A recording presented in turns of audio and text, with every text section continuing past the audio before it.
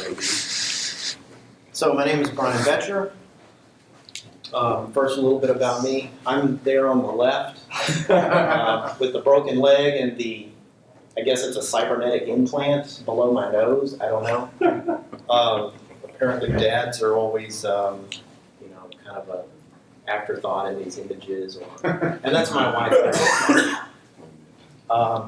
I've been in security not too long, 3 years now, but I've really hit it very hard.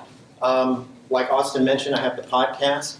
Brian Boettcher and I every week discuss security topics that interest us and that we think are valuable to the security community. We haven't done like current events or anything, but we take topics like buffer overflows and hashing, things that maybe people in the community really don't know, they've heard of before, but it gives. But we hope to give insight into a lot of topics that aren't generally covered.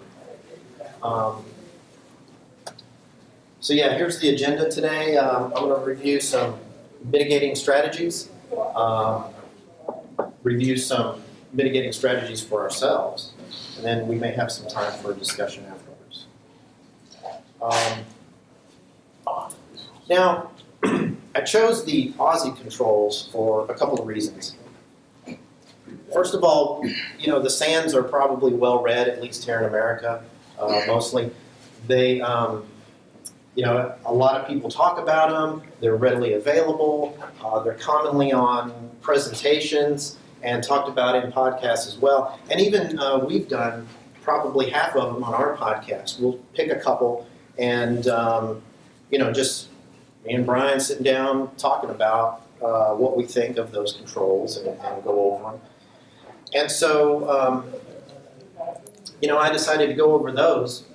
And, I'm doing this talk, and thanks for the invitation, guys at HackFormers. I'm doing this talk for three main reasons. Number one, I was invited, and I feel honored to be here speaking where others, InfoSec rock stars, have spoken before, and those that'll speak after. Number two, I suck at presentations. I'm really bad at giving presentations, and this is kind of a practice for me or a way to get my foot in there and try and do well at presenting, because it helps in my job and it helps in speaking to people in general. And number three, it gives me an opportunity to learn as well, because I'm goal-oriented. I have to set goals in order to drive towards those goals. Otherwise, I'd just be sitting there flipping through channels with nothing on to watch, right? And just bored to tears. But that's why, I set goals for myself, and this Aussie Critical Controls is something that I've looked at in the past. A colleague of mine, brought them to my attention probably 4 or 5 months ago, and I thought it'd be a good opportunity for me to learn. And of course, I've seen them mentioned in presentations before. Elliot Franklin, who was here last month, mentioned the Aussie controls in his presentation. Did anybody catch that? I know I did, because I was going to be talking about it. But he just mentioned them, and I guess, thought that everybody knew what they were. So with that, I'm going to go over some. And of course, this slide is to remind me that a lot of times I'll say you when I really mean me or us. I don't, it's just a habit. I don't mean to be condescending or anything. Like I said, I am not an expert in security by any stretch. You guys are probably a lot more well-versed than I am. But, when I say you, I really mean us as security professionals. Okay, let's get started. The top one, the one they recommend the most, is application whitelisting. Now, they do emphasize their top 4, and they have on the Aussie Control website, they have much more detailed information on the top 4. And they said if you can get these top 4 done, you're going to be doing much, much better than you were. Restrict user access. I mean, the application whitelisting is really hard to implement. putting these applications or allowing them onto your user software is hard. And blocking the ones that aren't there, you get frustrated users because they can't install what they need to do their job. And it's basically only running approved software. You can do this through app blocker tools like that in software restriction policies, group policy editor. They do a good job of walking through these on their website. And there are other third-party softwares as well. Number 2, patch applications. And by the way, I'm going to go through the 35 real quickly just to give ourselves an overview and to go over them quickly. And that way you can go home, and if you're interested, you can learn more about them. Patch your applications. I mean, this has to do with system hardening, right? I started thinking about this, and if your applications are patched, there's probably only 3 ways that your application can be attacked if it's patched, if it's fully patched. Number 1, they could social engineer a password through any means like man in the middle and physical pen testing. You can misconfigure your application in some way to allow an attacker access. And then, of course, there's 0 days, which you can't do anything about if you patch. If you don't patch, you get public exploits out there, and it's like taking candy from a baby, right? I think a study just commissioned a couple of weeks ago, or just released a few weeks ago, said that an average of 2 weeks it takes for a public exploit to be weaponized. So you have 2 weeks to patch, roughly. Number 3, patch operating systems. I don't see this as any different than patching your application, really. I mean, patch whatever software is out there. And 4, restrict admin privileges. Meaning, to me it goes without saying, but when you really look down at what your organization is doing, they probably aren't restricting admin privileges as they should. For example, an admin account should have no external privileges or no access to the internet or email. Admins shouldn't be playing around or working on their laptops, surfing the net with their admin account. They should use admin privileges where necessary and only where necessary. Brian? Yes? This was advertised, the top 4, with blocking 85% of the attacks that have been experienced by the Australian government. What they didn't tell you was it really was blocking 100, but they didn't want to say that. There were no attacks that the 4 of these provisions would not have stopped with them. And they also said if it's an urgent or a high priority patch, that you should get that patched within 48 hours, which then requires you to have a gold disk image of your systems. Otherwise, you can never get it out in that time frame. Yeah, sometimes it does require the gold disk image. Yes. The top 4, they do have a lot of good information on their site. Each of the top 4 has its own page that you can go to and read more about. Number 5, application configuration hardening. You can get a lot of good information on CIS benchmarks. They have about 50 different benchmarks on their site, anything from Oracle to Apple iOS. If you implement these for the first time, you probably will get a lot of pushback because some of these configurations, you have the line between usability and security, right? That we're all taught. Either it's usable or it's secure, and then somewhere on that line is where you need to focus on, based on how critical your data is or how sensitive the data is, push it more to secure or more to usability. So on admin cribs, what models are you aware of for adding 2-factor? Because even if you separate the duties and the access, if you're using an admin account and a non-admin account on the same system, and that system gets compromised while non-admin, you still may expose those admin credentials. You still might expose those admin credentials like if a keylogger gets placed on that machine. So if you are, or an admin is using the same machine, as a user surfing the web, they could expose themselves if they're using that same machine for admin account. That's true. And one of these controls that we'll get to later addresses that. Okay. So yeah, great question. They did think of that, fortunately. So yeah, check out the CIS benchmarks. Great advice from CIS. Obviously, you don't have to follow every single benchmark in the list, say for a database, but just configure it, customize it for your organization. The one good comment about these CIS benchmarks is they've applied the 80-20 rule. 80% of the patches allow most applications to continue to operate. It's the other 20% that are the hardening, if you will. And so by doing the 80%, it doesn't break stuff. They actually are blocking about 96% of the known bad stuff in the world. So that's right. Definitely be careful when applying these benchmarks. Don't go blanket applying them across the board. Make sure that they fit whatever application or system that you have. Number 6, email and web analysis dynamically.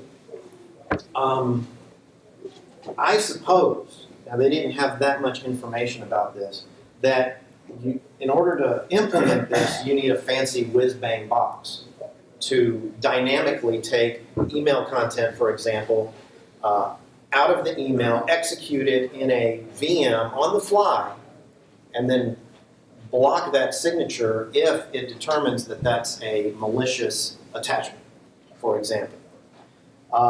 The problem with this is malwareans have funding as well.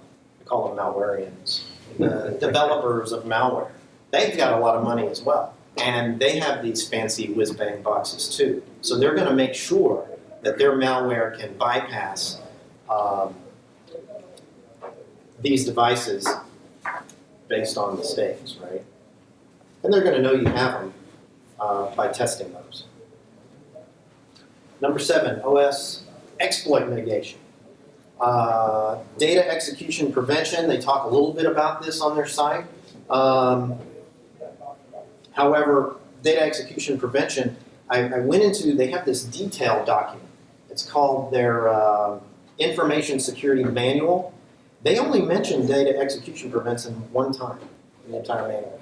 And it's just, you can do these, blah, blah, blah, and then data execution prevention. Not much information there. I guess it was something you can take as a to-do. And the default on this is for a Windows program. So they're heavily Windows-centric in these controls, I found.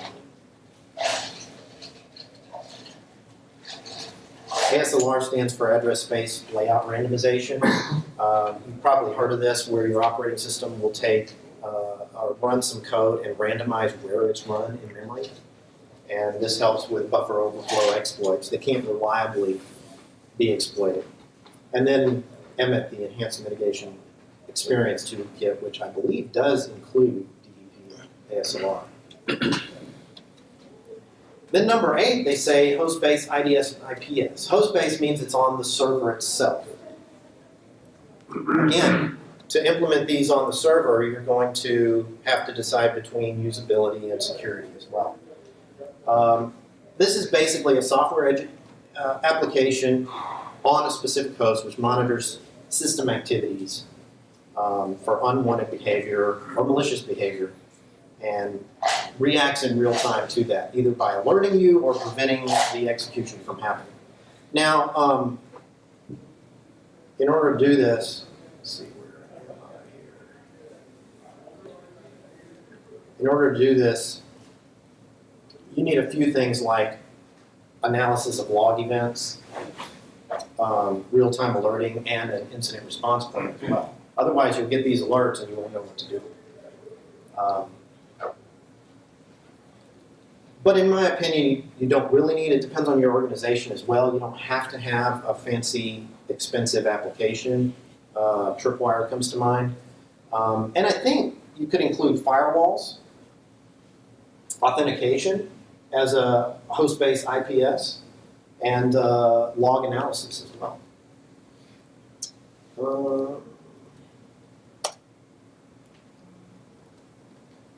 Number 9, they recommend disabling local admin accounts. So if you don't need admin on your system, then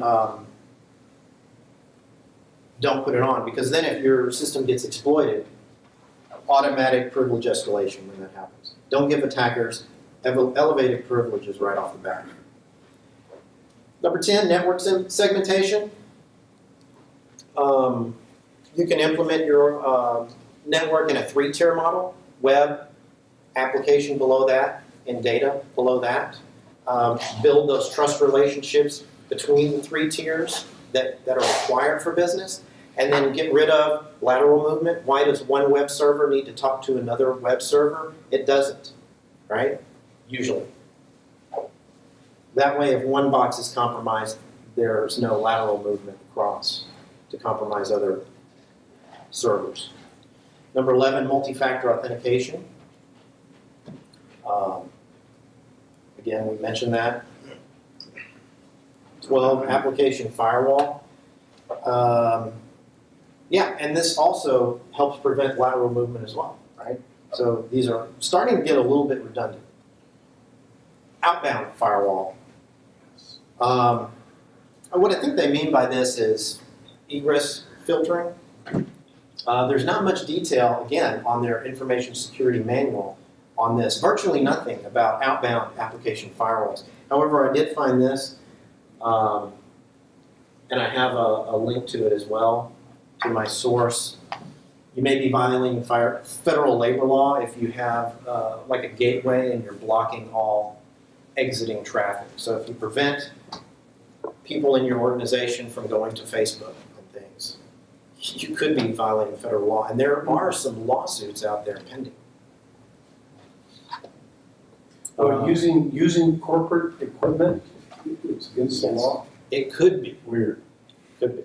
If you're blocking the internet, because the internet is slowly becoming a right. Access to the internet. Now, there's been some cases where it's actually not even the corporate equipment, but just the corporate network, where it's someone's personal device that they're using on the corporate network. Well, that would be a problem if you allowed that to begin with. Well, yeah, but then you get into the whole BYOD nonsense and MDM, which could be a nightmare for anybody. Yeah. What's usually turned out to be a good mitigating factor is just create a second portal access, not connected to, and employees will Precisely. usually And just then you go have through guest that. networks, you have guest LANs and things like that, but if they're still doing malicious activity even on the guest networks, there's issues with that, but there's a personal network, it's open to the public, I was walking down the street, okay, but you're still whatever we caught in our firewall logs was you walking down the street was still illegal activity on the network. What do we do with that? And the advice is, check with your legal team if you have one, if you're going to implement egress filtering. And yeah, that's a good idea to separate those, but make sure, you may have to separate the devices as well that they're using. If you allow web content, and then you also, allow them to do their job on the internal network, you may have to have separate devices. And the BYOD comes to mind, you get into trouble there as well with security compromises. Number 14, non-persistent virtualized sandbox trusted operating environment. When I first read this, I was like, huh? So upon further research, it's basically using temporary machines to perform your job. Kind of like in a call center environment, you'll build a machine from scratch, a virtual machine, users will use it to do their jobs, and then when they're done, destroy it. Okay, that gets rid of any malicious content that may have come up, history, things like that. I was actually at Kinko's the other day trying to print out some things, and they had this implemented as well. You know, they built a virtual machine for you, you printed out your junk, you stuck your USB thing in there, and then it destroyed it afterwards, built a new one. Logging of computer events. We all know that logging is very important. Personal opinion, I think it should be a little bit higher. Not enough. Correlate those. Yeah. You know, you can have logs as broad or as granular as you want.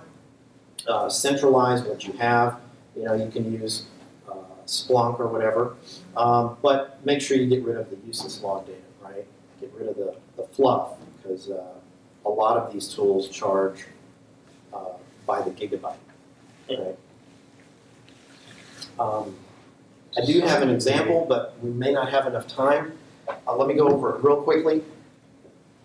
How many enterprise environment, say, in an hour? How many database errors? Database errors, malformed queries, that kind of thing. I wouldn't say that. That's right, you shouldn't get any. Yeah. If you see one, you have a big problem. Log for database errors. But what about blind SQL injection? You're not going to get any errors with blind SQL injection. You're basically asking the database yes or no questions, right? You have a timing, or based on the response you get, like the page loads or doesn't load, it means yes or no. So you're not going to get any errors with blind SQL injection. So how do you detect that in your logs? Well, I thought about this a while, and you can search for queries that have certain keywords like select version, $. Those things aren't going to be in your application because your application already knows what kind of database it's talking to. It's built for that database usually. Search for things like sleep or weight, whatever query for your database causes the database to sleep for a while. Look for those. How much is that in conflict with the previous one, though? With temporary systems? You're logging some information, but there's a lot of artifacts that you're wiping away. But you're still going to log it. You're still going to log it offline, though, right? For centralized logging. But are you logging temporary internet cache? Are you logging? You may be logging events, and you may be logging to some degree network interaction. But what's happening locally that's not being logged? Well, I think it depends on what the user's doing with that virtualized environment. You may not have to log if you're going to destroy it anyway. And then their interaction with your corporate environment definitely needs to be logged. Maybe not on the virtual machine itself that they're using, but on the other side as well, and what they're doing, and on the network too. I guess you could log the activity that happens on the virtual machine.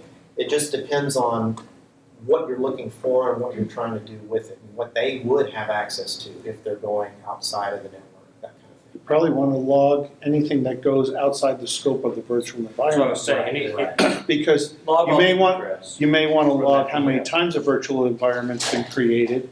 It would be normal probably to say once an hour, but if you start seeing 5, 10, in a very short time, that would probably be a red flag.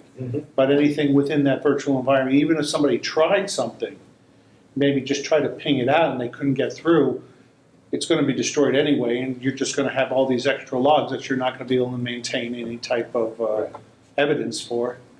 So, Number 16, logging of network events.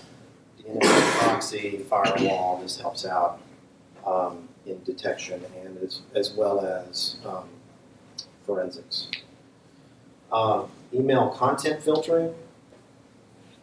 Their website has a pretty good description of this. They have about 20 different strategies. They didn't list gray listing though. Let me run through gray listing real quick. It's where your email server tells the sender, hey, I'm busy, send it back in 3 minutes. And if a spammer, usually they don't conform to standards and they're not going to send the email back. So then the email is destroyed and never reaches your user. That's one strategy you can do that they didn't have in there. Web content filtering, scripting and all that stuff as well. Number 18. Whitelisting, they say it's easy. I think it's pretty hard to whitelist web domains in a lot or most organizations. There are ways to dynamically do this and let the user add their website to the whitelist. And that way, if a malware secretly on a side channel tries to go out, the user may be aware of that and say no, or they won't even see it. So this dynamic whitelisting is probably a good idea. It depends on how strict your organization is and how sensitive that data is. Block spoofed emails. Yeah, Center Policy Framework. I think we talked about this subject on our podcast, so you can review that if you want. Workstation server configuration management. I think this is important because it helps to standardize what's in your environment. You have a set procedure or script that you can run down. There I go using you again. That we can have in our environments to basically keep some consistency in the environment. You build a system, here's how you build it, run through these steps, these applications you can put on, these you can't, that sort of thing. And virtual machines help in that. You just copy the image that's approved. Antivirus heuristics. You can, I'm sure most antivirus solutions have these. 23, deny direct internet access from workstations. Use a gateway. 24, application configuration hardening. This kind of goes back to the CIS benchmarks thing we saw earlier. Also for web servers, you can do CSP, Content Security Policy. This helps mitigate XSS because you can whitelist your sources on the website. It's not going to go out and get grab data from things that aren't on the whitelist. And then HSTS, browsers using only secure connections to communicate. So it kind of confines your browser to saying, okay, I'm only going to use secure connections and not have a side channel that's insecure. That's the strict transport security. Use strong passwords. Let me spend a minute on this. I hate the rules associated with passwords nowadays. They're crazy. You can't start your password with a number or a special character. Use special characters, but only these special characters. You can't use these other special characters, right?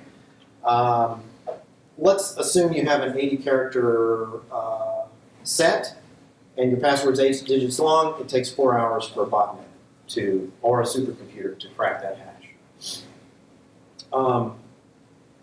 10 digits long, about 3 years. Again, is this usable? To have these passwords that no one can remember? Yeah, there's tools you can use to help you, but the tools also have password restrictions, don't they?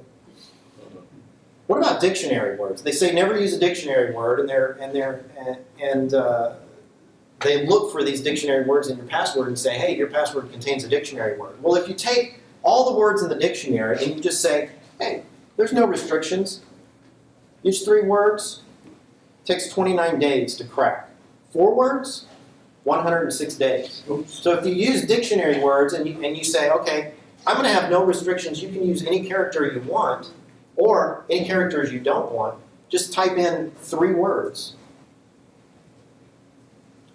29 days. And then, I'm sorry, I jumped ahead. Forward. Both Google and the Global Language Monitor, there's an organization called the Global Language Monitor. They monitor the internet for words. And they've said that there's over now 1 million words in the English language. Hey, 3 words long, 106 days. Right? Let's try 4 words. That's how many years it'll take to crack a password for it. So this kind of throws a kink in or is a counterexample to the whole usability versus security model. Here we have something that's entirely usable. Hey, I'll give you a password that you won't forget. My boss is an idiot. You probably say that 10 times a day, right? Are you going to remember it? Probably. Right? Use that. That's like 5 words. You know, put an exclamation point at the end of it just to have a special character. I haven't even done the math on how long that'll take to crack, right? Why do we have to have all these rules for our passwords? Just say it's no restrictions, maybe 20 characters long or something like that, 15 characters. Don't leave USB sticks lying around. This one here just goes back to firewall, right? Restrict you should restrict lots of things, not just SMB. I'm going to go through these really quickly. 28, user education. 29, workstation inspection of Microsoft Office files. I don't know why. They want you to use the Microsoft Office file validation or protected view features for some reason. Again, it's very Microsoft-centric, these controls. The antivirus software, again, we're kind of rehashing the antivirus. Encryption between email servers. Probably you should encrypt all communications, right? Block attempts to access websites by their IP address. Again, the proxy server thing. We're getting kind of redundant here. Network-based IDS, IPS. Why is this so low? I think it's because of this whole initiative to encrypt everything again. You're basically not going to be able to detect anything or prevent anything. You're just going to have some metadata out there. Gateway blacklisting, again, proxy server. And capturing network traffic. Now, what is absent? Pen testing. Interesting. Hardware inventory. That's number 1 on the SANS top 20, if you didn't realize that. Hardware inventory. Find all the devices on your network and list them. Number 2, find all the things running on those devices and list them. That's SANS model there. IT service management, we have a podcast on that as well. I think it's highly important to have an effective team. And metrics. SANS does a great job of supplying you with metrics. Now, the inspiration of this talk was the Screwtape Letters.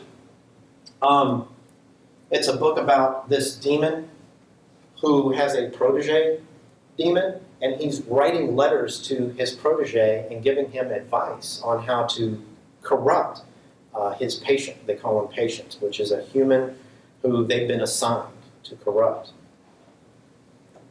How many minutes do I have? You have up to 13, but you can use your Q&A time as well if you want, because we can kind of interlace that. Excellent. That would give you another 15 minutes in addition to that. So basically, the whole book talks about how Screwtape is advising his protege on how to corrupt his patient. And he focuses on little things, you know, like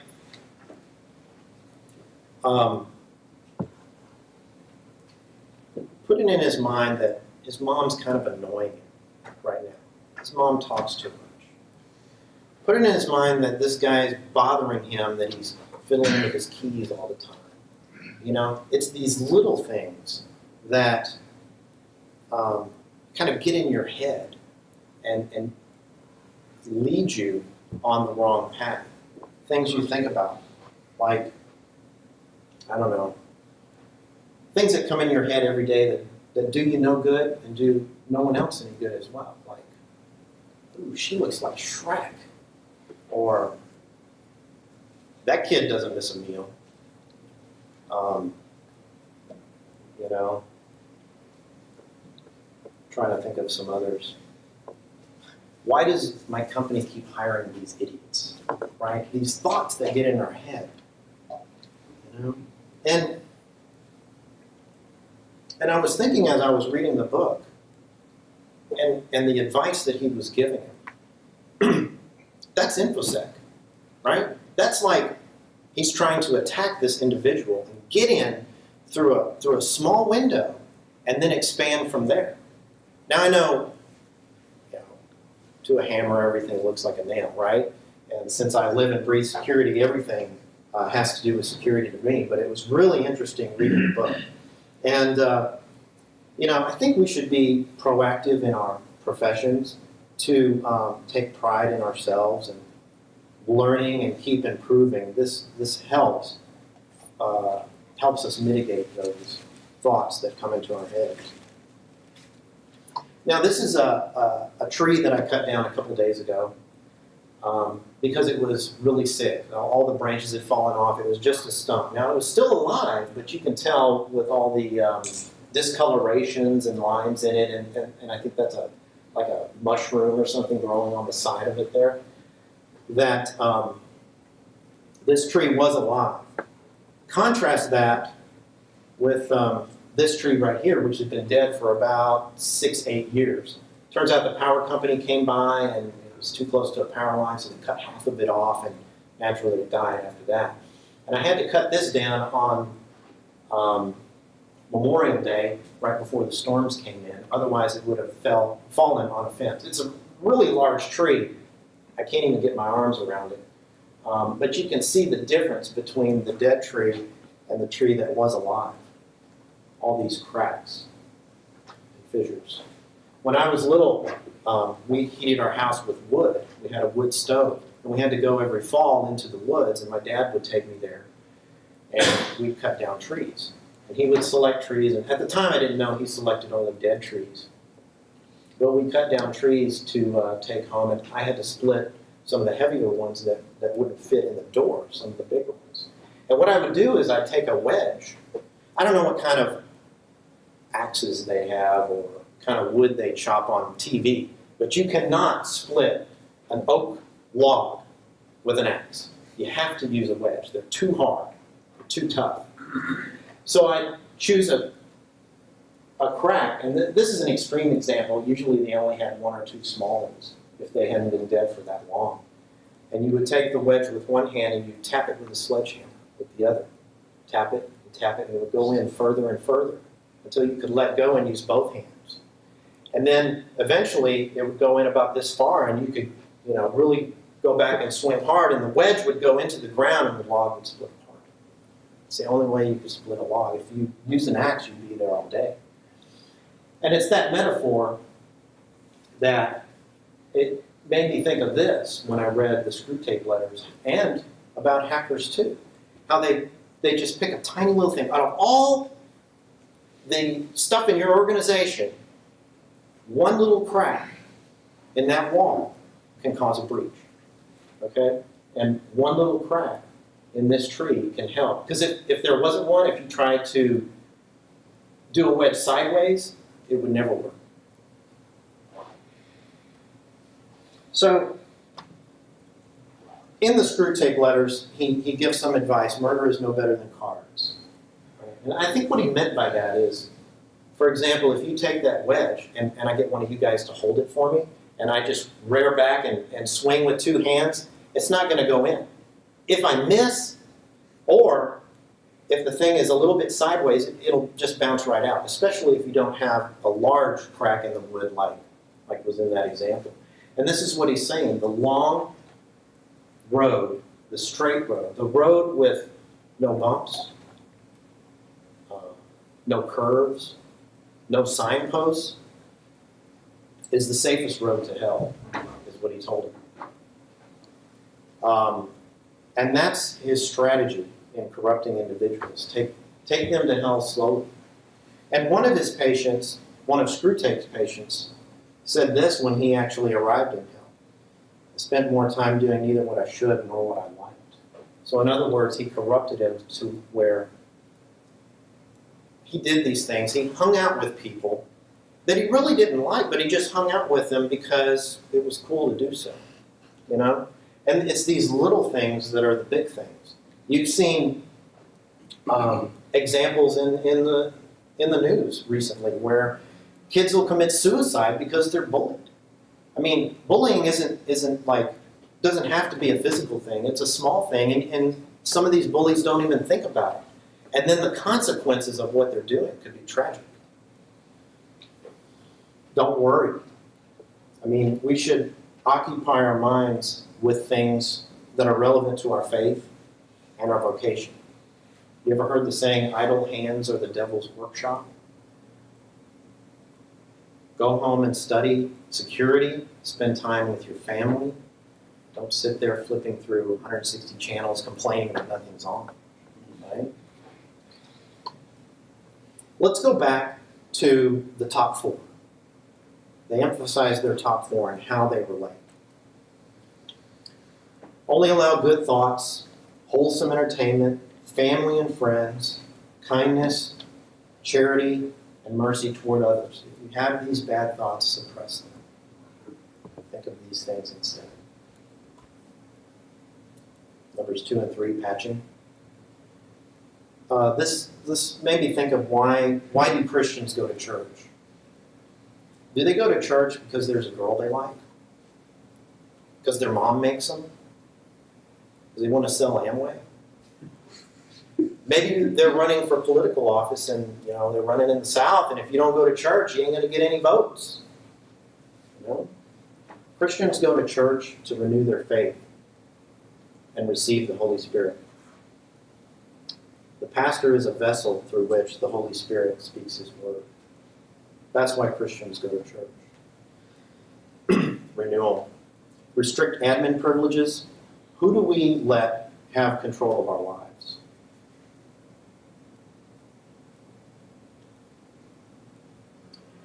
So this is an image my son drew when he was in kindergarten.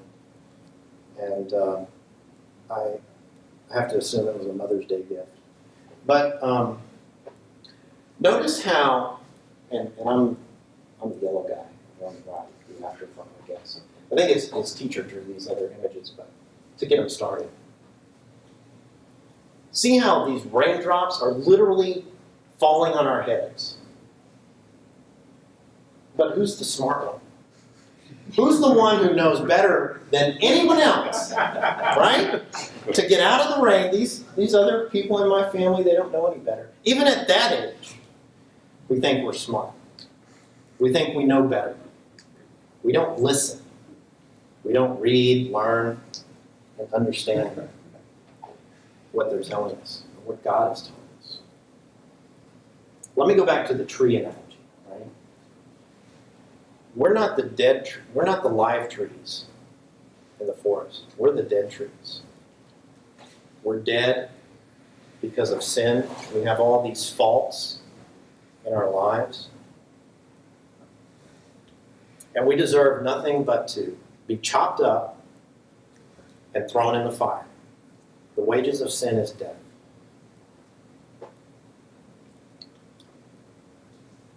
But just like Moses raised the serpent in the wilderness on a wooden staff, and if his people just, when they were dying, just looked at it, they would live. Just like that, Jesus was raised up on a wooden cross. And if we just look to Him, and learn from Him, and believe in Him, we'll live. And then we can walk with Him. That's my presentation. There's my links, references. And if we have time, we can discuss some things. Hey, first of all, who doesn't remember the password that I gave you? Raise your hand. Right? Nobody. Right? So this whole nonsense about it can be usable but not secure, or it can be secure and not usable, that linear, right, thing, I say let's make it a graph. We can be usable and secure, right? Let's have an X-Y axis on that. I think these 35 controls, if we apply some thought, some experts into trying to bust that usability versus security thing, put some great minds on it, we can come up with some counterexamples to that as well. Anybody want to add? Yes. Could you flip back to your links page one? Cool. Yes. You just leave that there? Yeah. That's my question. So you mentioned the wages of sin are death. What do you mean by sin? Like, how would you define sin? Well, sin is going against the 10 Commandments. If you break those commandments, that's sinful. And if you believe in original sin, we're born sinners. And there's nothing that we can do about that. So we deserve death for our sinful lives. So, like, what the Ten Commandments, like, what are? I mean, we've heard of them all, but sometimes we kind of forget. What are those? A few. Those are laws that God gave to man, right? Like don't kill, don't steal, committing adultery, put God first, those kinds of sins, yeah. And it's the thoughts as well. I think Jesus made it simpler for us by saying just love God with all your heart, mind, and strength. That's right. Love your neighbor as yourself. He divided it into Everything those else two. falls down. Mhm. If you do those, the 10 Commandments are easy. Any other discussion points?